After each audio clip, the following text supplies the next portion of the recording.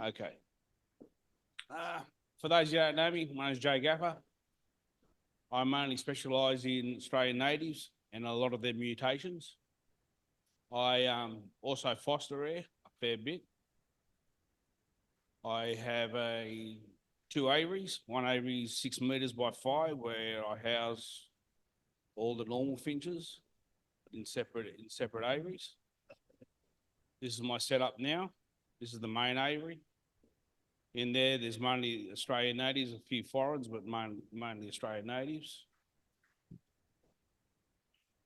Like in this aviary here, there's the normal diamonds, stars, plumheads, red face, long tails, double bars, orange breasts, yellow rumps, a pair of Cubans, and a couple other odds and ends.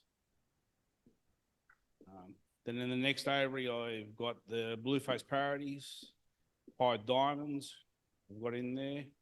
Keep them separate. I want to keep my normal diamonds as normals. What else is in that middle area is mask finches, pair of cordons, and fawn plumheads. Then in the end aviary, I house the cinnamon diamonds, yellow stars, sea green parrot finches, and cutthroats. I have a pair of cutthroats in each aviary. Their diet mainly consists of the seed, yeah. They also get their soft food. They get soak seed and maggots. They'll get when I come home from work, they'll get that first lot done. And then an hour later, I'll give them some endive and some seeding heads. And then just before it gets dark, I'll go back in the aviary and I'll feed them all again. That way they have got enough stuff for the next morning. Because I start early in the morning. I'm normally at work at 6, so I leave normally home about 5:15. Right, this is how I do the waters.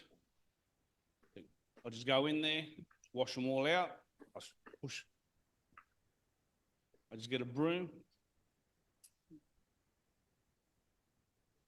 It's an easy thing to do. I just empty them out, sweep them out.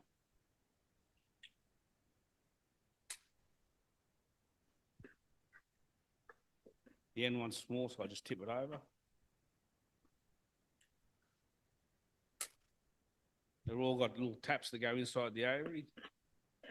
Then I've got a tap that goes out, that's outside. I just turn it all on and thing.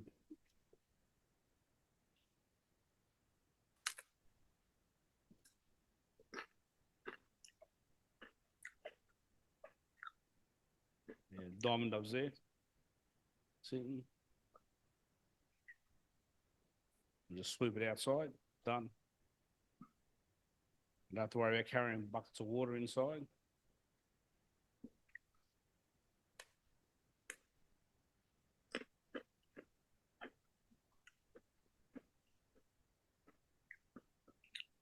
Normally takes me about 3 minutes, 4 minutes to do the 3 aviaries fresh up with fresh water. I do it every second day. When it's hot, they get done every first day, every day.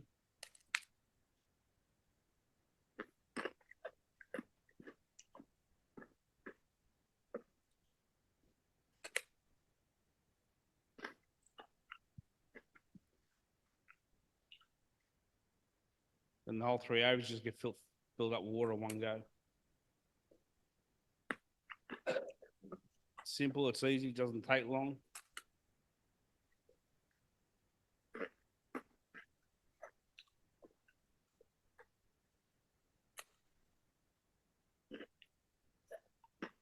And in here, this is the bird room where I keep my young birds for them to molt. Once they get to a certain stage for their molt, they get transferred outside into the holding aviary. In this room, there's 15 cages and then another 5 bigger cages up the top, and then there's 3 smaller aviaries there where there's a few of my young ones there.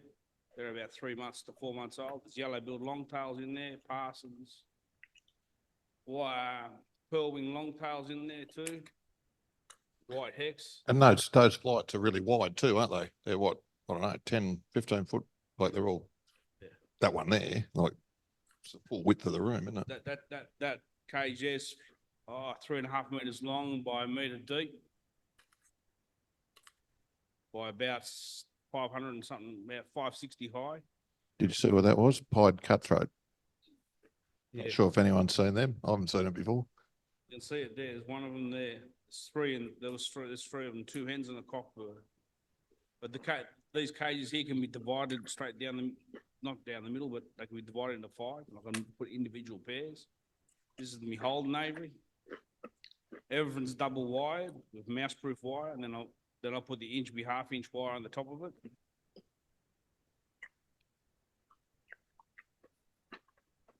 We seeding grass.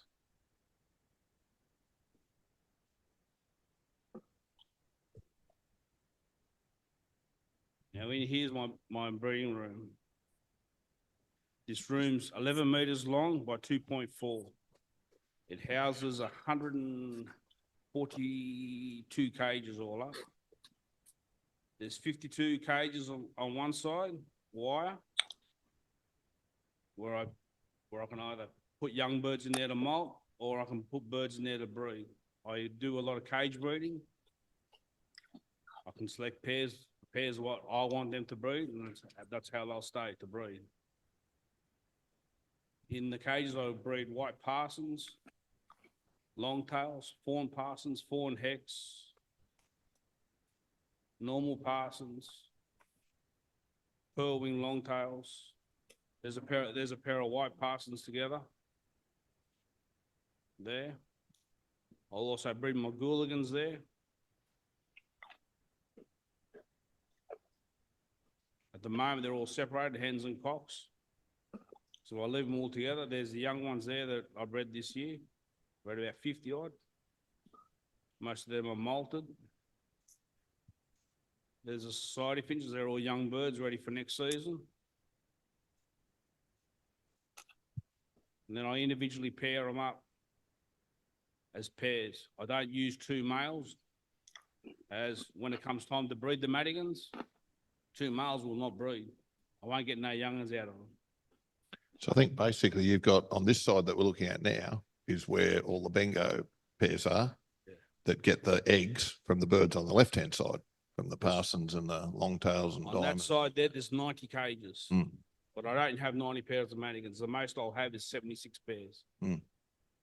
But I mean, I don't know how many nest boxes had chicks or eggs in them, but pretty much all of them when I was there. Yep. At different stages. Yeah. So my breeding season starts off in February and will finish in November. November I start pulling things apart, put males on one side, females there, and I'll start culling back on the Madigans. The Madigans, I'll keep them there 2 years to breed with. Once they're 2-year-old, I'll move them on. So every year I'll breed around 100 to 120 young Madigans, and I'll stay there sorting them. The only way you can sort them out to make sure you'll see the males crowing and the females won't. So once they get to about 6 months old, I'll put them all in groups of 5, all different colours, and I'll stay there watching them with a cup of tea. And every time I see one chirping or crowing, I'll move it out, and bit by bit, I'll get all hen birds that are left. So how many do you breed? How many? 120 odd Bengos, but how many total finches you reckon per year? About 500 to 600 birds at home. The Bango boxes are simple. This is their breeding box. Everyone gets hung out from the outside. You don't put your hand inside. The Bangos get a piece of sponge with a depression in it. This sponge here, I estimate it's about 4-year-old at the moment.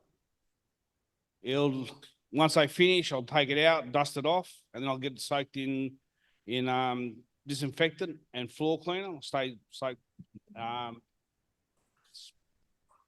in water for about 4 or 5 hours, and then I'll rinse it out, put it out in the sun to dry. Then once it's dried, I'll put it back in there.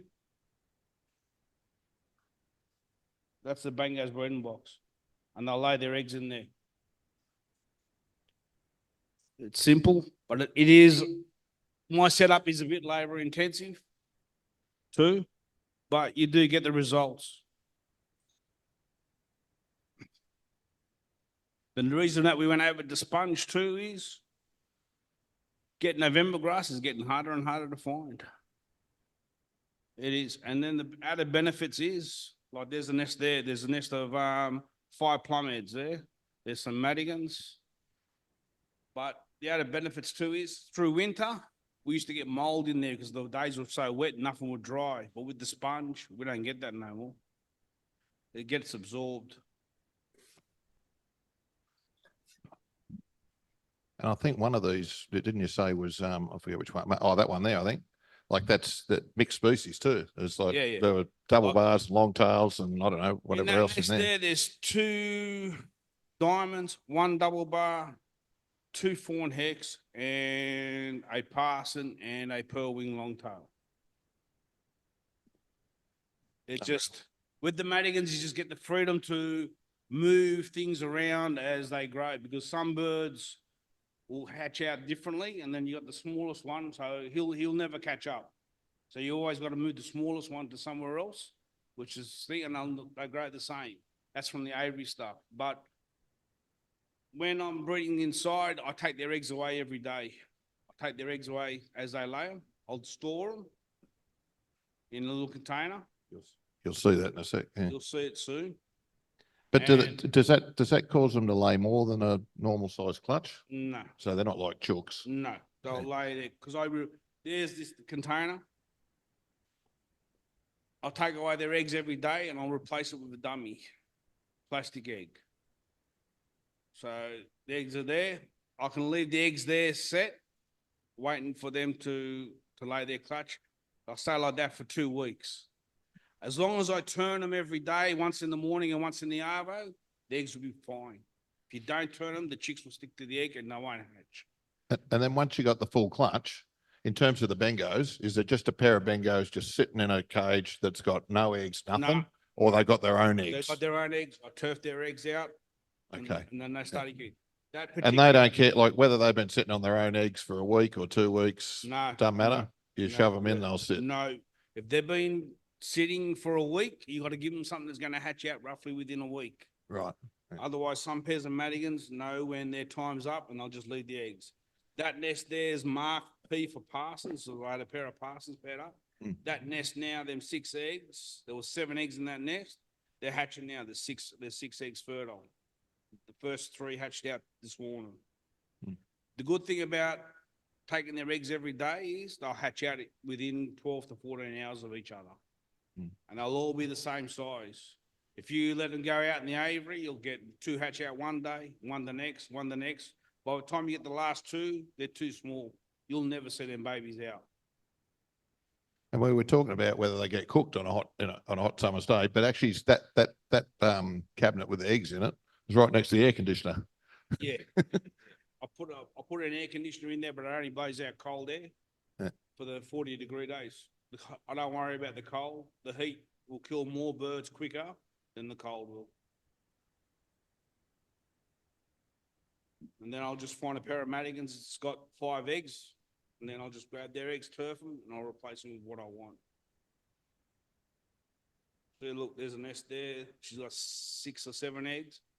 And the good thing about doing it this way too, I might have a pair of long tails laying and a pair of parsons. Once they've got 3 eggs each, I'll just put them out the madigans and have 3 and 3. And then they'll lay the next couple of eggs, and then I'll find another pair of madigans and I'll put them 3 and 3 again. And then that way the eggs stay fresh and they'll hatch out all together. The madigans don't care. They won't know what the difference between a long tail and a parson is. And I don't even know when they're that small when they are, because they look the same. But most of the things that hatch out, I'll know within the day they hatch what they are. I can tell them pretty much what they are. Every baby is different. The long tails and the parsons are the same. A plumhead's different, star's different. Blue face and red face are different, believe it or not. Gooligans are different. A diamond is different. Yes. I read several years ago, I read an article where they're saying that birds were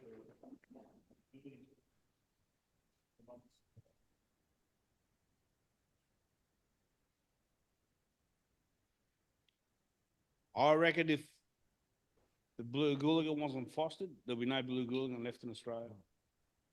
Blue gooligans, I had them back in 1989.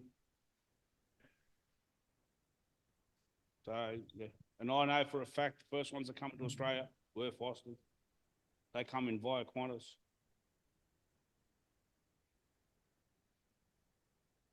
They come in as well as they come in with the yellow-backed hooligans, the European yellow. They surely flew across here themselves. Yeah, no, I reckon it's interesting because, I mean, I'm not sure. We were talking about when I was at your place. I mean, is there anybody else here who's fostering at all? I'm not sure whether there's, I mean, when Vince Axiak passed away a few years back, you know, I don't know. I think Joe Vince Axiak is the one might, that might showed be me. the only one left in the whole bloody country. I'm not sure who else is doing it really. And yet in Europe, I think it's the reason that they've got, you know, I mean, Humphrey and I were talking about why they've still got, you know, pintail parrot finches and a lot of the African twin spots and et cetera, Europe, they do, is because Europe they're and doing this. America, they do foster. Yeah. Yeah. And I think Australia- even a lot of our Australian finches they wouldn't have if they hadn't fostered them. Yeah. In Australia, we're losing birds. Hmm. I went to the sale. Longtails used to find them everywhere. You can't find them now. Why? Hex, same thing. Plumheads is another. Parsons is another. No one's got the room now to have a big aviary at the backyard. The good thing about you doing cage birds is a room that's maybe 4 meters by about 2.5 meters wide. You can have 60 birds in there. You're not going to do that in an aviary. I reckon within another 5 years, Australia won't have a nun left. We won't have a nun in Australia left. We'll lose all 3 nuns. We've lost more birds But it's a skill. than anybody else has ever lost. It's a skill and sort of expertise that it'd be a shame to lose. That's all. So, yeah. And as we're just saying there, nobody put their hand up to say they're doing it. So, yeah, whether you agree or not, it is a way to produce birds when they get rare in captivity. Yeah.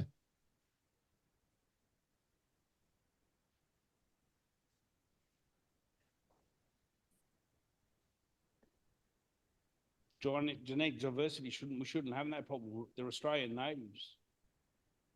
They should be everywhere. Longtails the last 3 years.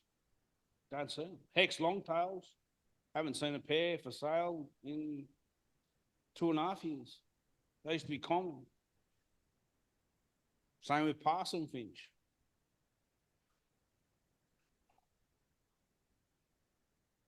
It's That was Brian Reed said that Joe needs a few apprentices. I'm happy to donate a few cabinets to you, Brian. You could be the first. it is a labor intensive thing. Like I get up in the mornings at 4:45 in the morning.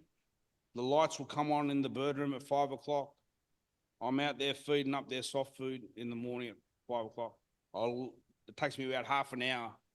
Areas cleaning. See, everything's done from the outside. There's a tray. Each cabinet's got a piece of paper, 2 pieces of paper underneath it, and get a bit of shell grit. You need to give them their shell grit. And the cage is clean within 2 minutes, but it's a routine. Like Mondays, there's not much to do. Tuesdays, I'll go through and change all their water. Wednesday, I'll change paper. Thursday, water. Friday, I change all the papers again. Saturday, I'll do all the seeds and move young ones around and whatever else I have to do. Sunday mornings, all the water bottles, I'll take them all off. They'll get soaked in water with chlorine, and I'll put out a whole fresh set. I've got a double set. So that way they get soaked in chlorine. So if there's any bacteria or any algae in that, it'll just kill it. There's nothing left. Just while we're back on the other side of the room where these breeding pairs were, I mean, it amazes me. Like I've bred diamonds for, I don't know, since I was a kid, initially, I suppose. And the size, yeah, well, everyone know, you know what a diamond nest looks, it's bloody massive, size of a soccer ball kind of thing. And, you know, to reach the nest chamber is this far in. And here's these diamonds sitting there laying eggs in the box you've just seen. Yep. I'm like, what the hell? I've got one pair of cinnamon diamonds in a cabinet. and they've laid, and I've bred 19 young ones out of them this year. Mm. There's a pair of pearl wing longtails. There's a pair of hex, which I just shifted now. There's some young cockbirds and breeders that I've broken up now. There's a pair of white parsons. Here we go. Now we're on to food. I think it starts with a seed, maybe. I use a tonic mix to sprout. I give them something different than what I normally feed them to sprout. There's the egg food feeders. Yeah. But I'm looking around roughly 20 hours a week to do what I gotta do. It's not an easy thing. My seed mix, I don't buy a commercial mix. I get J&M to mix up my own mix the way I want it done. So what do you got? Just canary, white billet, red billet? No, red, I cut it. Red's no red. It's panikin, canary, French white, and Jap. Right. First three is one full sack, and then half a bag of Jap. Yeah. Huh? The red millet that we got now, they won't crack it. It's too hard for them. I've cut it out. I just cut it out maybe 6 months ago. That's why I used to find red millet on the floor of the cages. They wouldn't eat it. They get eggshell too. And I do feed out a fair bit of charcoal too. Yeah.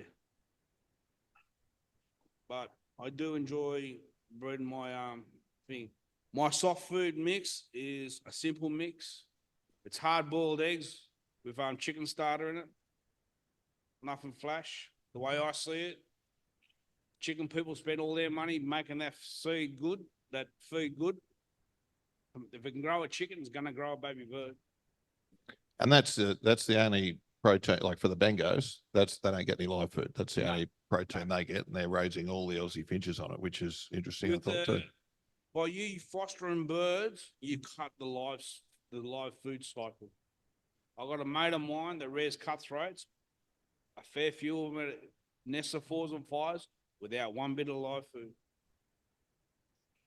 I do for mine, but he's bought Bango reared cutthroats, and they rear up no live food. He lost the first couple of nests, admittedly, but they're rearing 4s and 5s now without no live food. That's cutthroats. I didn't think. I said to him, "You're wasting your time without live food," but he's proven me wrong. So Joe was saying, what is it, about a dozen eggs a day? Well, there's a lot of. I go through roughly eggs. 8 to 10 eggs a day, hard boiled. And then that's these. Oh, here we go. I think we show it in a minute. So the little white containers, they get one of them full every morning and every afternoon. So to me, that's the labour intensive thing to go around. I mean, I know you said you're pretty quick at it, but to swap every single one of those little finger drawers, every morning, every afternoon, when you got however many that there are. In the morning, it's a bit hard because they get both sides done, but only in the afternoon. It's only where the young ones are, they get done. But yeah, they'll come down and eat it straight away. In that nest there's a white parson, 2 pearl wings, and a normal parson. If it's a hen bird, it'll be normal. If it's a cock bird, it'll be split. Yeah. And then if you go into the mutations, you got to know the genetics. You got your recessive, your sex-linked, your dominant.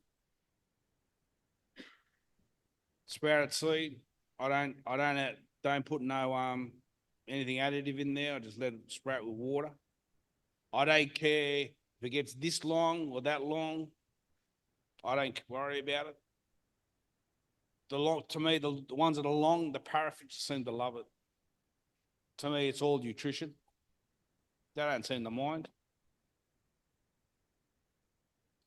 Yeah. Anyone got any questions? I'm sure people have for Joe.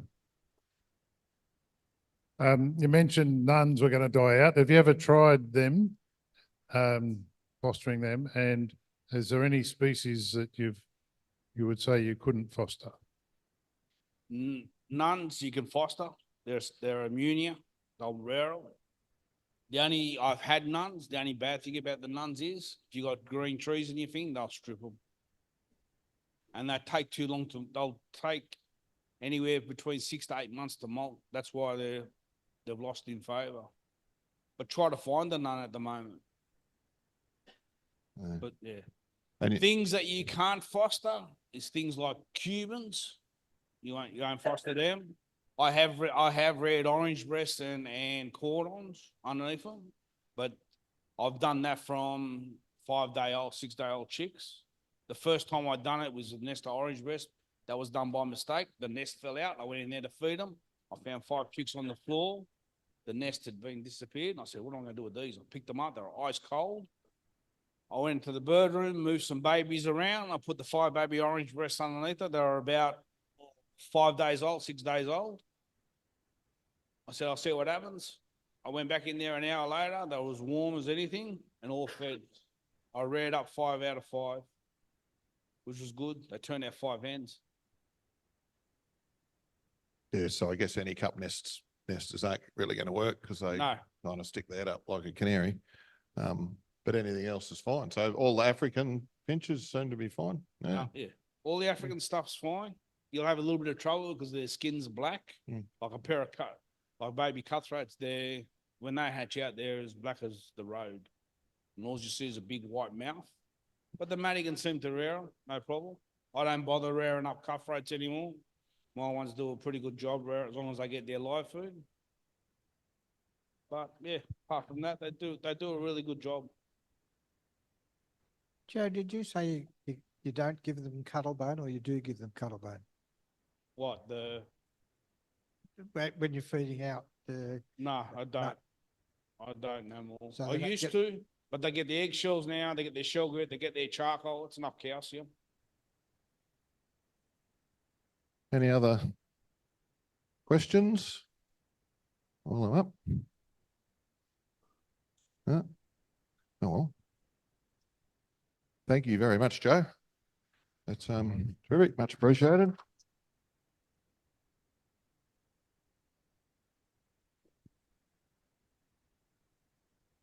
I'll pass back over to the boss, eh? Rightio. So that was a great presentation there, which we all enjoyed very much. So last thing we've got to do tonight is have the raffle draw. And as usual, I haven't done anything about the lucky door prize, so I'll have to sort that out too. So do you want the microphone again or do you just want to do your usual thing? Okay. And we shall say goodbye to those people that are online. We'll see you later, and I will whack that presentation up on YouTube when I get a chance. See ya. Bye. Thanks, Sam.